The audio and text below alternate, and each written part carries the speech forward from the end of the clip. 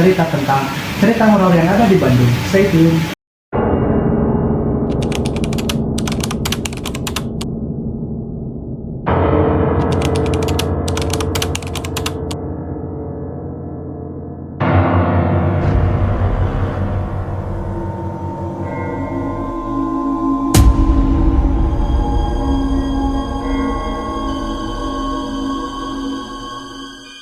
Lu punya cerita apa nih buat dibawain di podcast hari ini?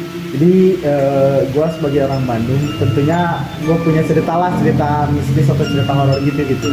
Jadi gue waktu itu pernah datang ke salah satu museum di Bandung gitu. Tepatnya di mana kalau boleh tahu?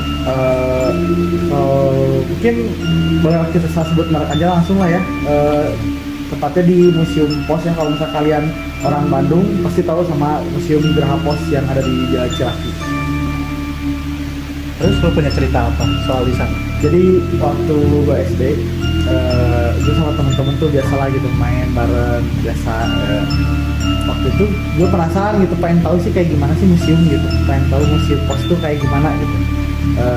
Gue sama temen gue karena kebetulan gak masih SD gitu, terus kayak harga tiket masuk itu juga masih murah lah untuk anak SD gitu ya. Gue iseng gitu main lah ke Geraha Pos itu, terus gue sama temen-temen tuh ya udah masuk. Awalnya sih gue sama temen-temen tuh have fun gitu, ngeliat perako, ngeliat ada kayak surat-surat kabar lama, terus kayak ada cap-cap pos gitu lama lah ya. Terus gue sama temen gue pindah atau ngeliat ke daerah yang lumayan agak sepi gitu. Kalau nggak salah itu daerah deket banyaknya patung-patung orang yang berbicara. Kalau misalnya kalian orang Bandung mungkin ya tau lah daerah belah mananya gitu, sebelah mananya ada orang yang lagi kayak antar paket gitu, ada manekinnya lah. Itu gue sama temen gue kayak oke deh gitu, gue kayaknya foto di sini bagus deh gitu, kayak bocil iseng gitu. Berarti lu bocil kematian? Oh, sedikit bocil kematian gitu, bocil kematian. Emang ya biasalah bocil ganggu gitu. Oh, bocil ganggu. Iseng aja gue. Terus foto depan si manekin orang-orang yang kayak lagi nganter pos gitu, dekat motornya juga gitu, kebetulan juga kayak oke, bagus. Terus difotoin sama temen gue. Terus tiba-tiba ngambil tuh, kalau nggak salah ngambil 4 foto gitu, di slide ketiga, di foto ketiga temen gue nih, ini coba lihat deh gitu, di slide pertama sama slide kedua kok ini mata patung orang yang bawa paketnya beda gitu. Beda gimana? Beda. Nah, dilihat lah, diteliti banget dah, di zoom terus dilihat. Jadi mata si orang yang bawa paket itu di slide kedua itu matanya tuh lihat ke kanan semua gitu, tapi di slide ketiga itu aneh banget. Kenapa? Si mata orang itu malah pindah ke arah sebaliknya gitu. Sorry ya, sebelumnya gue sambil ngerokok. Apa bro, santai aja kita. Nah, jadi sebelum lu foto di situ, lu ngeliat nggak sih arah mata patung itu kemana? Nah, waktu awal foto malah agak aneh juga sebenarnya. Waktu awal foto tuh kayak orang-orang tuh kan biasa patung ya normal aja lurus gitu, cuman kok dari kanan bisa ke kiri. Nah, itu adalah hal paling aneh seumur hidup gitu.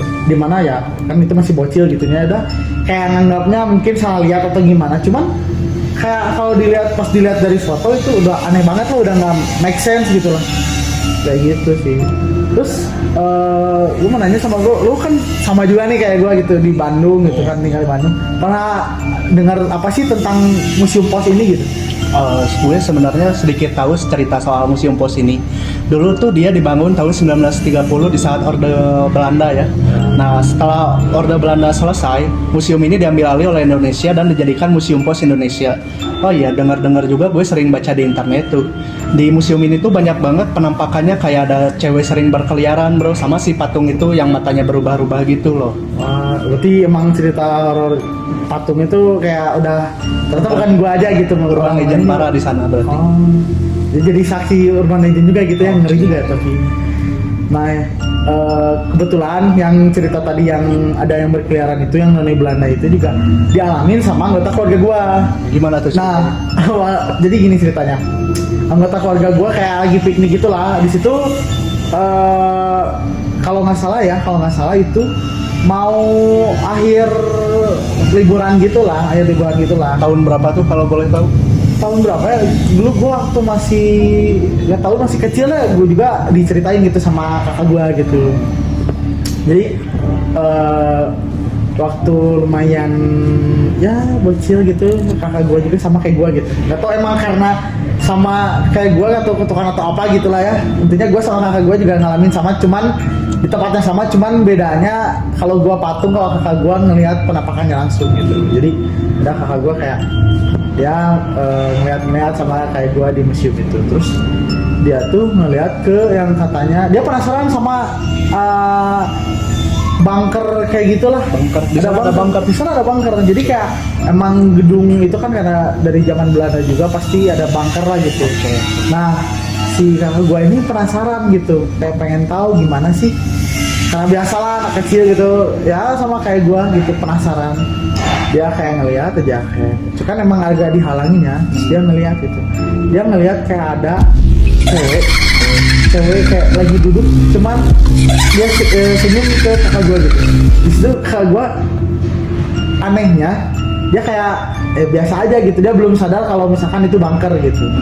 Terus pas akhirnya kakak gue pulang ke rumah, ceritain ke mama, terus bilang gini, "Dulu adek ngelihat ini, ngelihat hantu di mana, di bunker." Terus mama gue juga kayak gak percaya gitu, cuman si adek gue ini beres dari Geraha Pos ini dia langsung sakit gitu. Ngerti gak sih kalau misalkan orang kayak abis ngeliat gitu tuh langsung sakit gitu. Cuman karena masih kecil jadi nganggapnya sakit biasa lah gitu. Sakit apa kalau boleh tahu dia? Dia langsung demam. Abis ngeliat itu langsung demam. Kan Berapa hari itu? lumayan tuh dia demam 3 hari 4 harian mah dia demam. Terus sampai nggak sekolah gitu. Gimana cara ngebatinnya? Karena mama gue sama ayah gue masih percaya yang kayak gitulah kalau di keluarga gue, jadi kayak diobatin, datengin dari ustadz gitu dikasih doa air gitu. Cuman ya untungnya teh apa ya, Gimana? cuman nggak separah banget gitu diganggunya, jadi cuman dikasih air doa aja udah sembuh gitu. Kata ustadznya dia ngomong apa tuh? Kalau boleh tahu, kalau lu masih ingat itu juga. Kalau nggak salah, nah ini juga gue diceritain sama keluarga gue gitu. Dia misalnya cuma bilang gini aja, kalau misalkan mau main ke Geraha Pos, kalau bisa usahain, maksudnya jangan aneh-aneh lah gitu, jangan penasaran sama ada yang situ, karena kan di situ juga barang-barang lama, terus barang-barang yang benar-benar dijaga lah gitu. Jadi jangan kasarnya kalau kata orang Sunda mah tong sok nyanyahoaneun lah gitu. Kalau kata orang Sunda. Dia ya udahlah itu sih cerita yang bisa gue sampaikan gitu dari pengalaman gue di Geraha Pos. Thank you, sekian aja video dari kita. Thank you for coming to here. See you on next video.